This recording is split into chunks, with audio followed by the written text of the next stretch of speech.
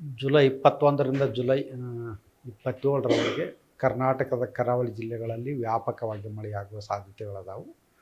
July 21ರಂದು ಕರ್ನಾಟಕದ ಕರಾವಳಿ ಜಿಲ್ಲೆಗಳಲ್ಲಿ ಭಾರೀ ಮಳೆಯಾಗುವ ಸಾಧ್ಯತೆ ಇರುವುದರಿಂದ ಉತ್ತರ ಕನ್ನಡ, ಉಡುಪಿ, ದಕ್ಷಿಣ ಕನ್ನಡ ಜಿಲ್ಲೆಗಳಿಗೆ ಯೆಲ್ಲೋ ಅಲರ್ಟನ್ನು ಕೊಡಲಾಗಿದೆ. ಜುಲೈ 22ರಿಂದ ಜುಲೈ 27ರವರೆಗೆ ಉತ್ತರ ಕನ್ನಡ, ಉಡುಪಿ ಹಾಗೂ ದಕ್ಷಿಣ ಕನ್ನಡ ಜಿಲ್ಲೆಗಳಲ್ಲಿ ಹಗುರದಿಂದ ಸಾಧಾರಣವಾಗಿ ಮಾತ್ರ ಮಳೆಯಾಗುವ ಸಾಧ್ಯತೆಗಳದಾವು. ಜುಲೈ 21ರಿಂದ ಜುಲೈ 27ರವರೆಗೆ ಕರ್ನಾಟಕದ ಉತ್ತರ ಒಳನಾಡಿನ ಜಿಲ್ಲೆಗಳಲ್ಲಿ ಮಳೆಯ ಪ್ರಮಾಣ ಕಡಿಮೆ ಇರ್ತೈತಿ.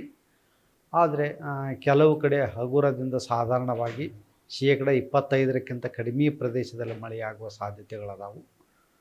ಆದರೆ ಕರ್ನಾಟಕದ ದಕ್ಷಿಣ ಒಳನಾಡಿನ ಜಿಲ್ಲೆಗಳಲ್ಲಿ ಕೂಡ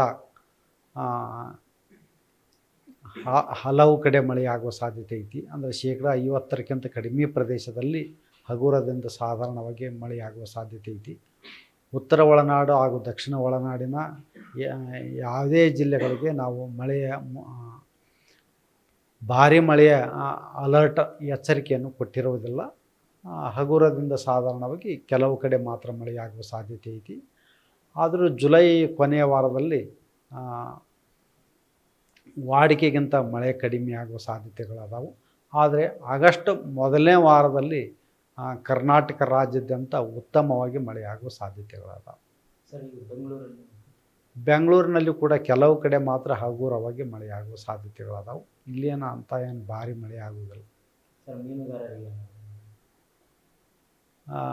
ಅಂದ್ರೆ ಗಾಳಿಯ ವೇಗ ಜಾಸ್ತಿ ಇರುವುದರಿಂದ ಮೀನುಗಾರರು ಇದರ ಬಗ್ಗೆ ಎಚ್ಚರ ವಹಿಸಬೇಕು.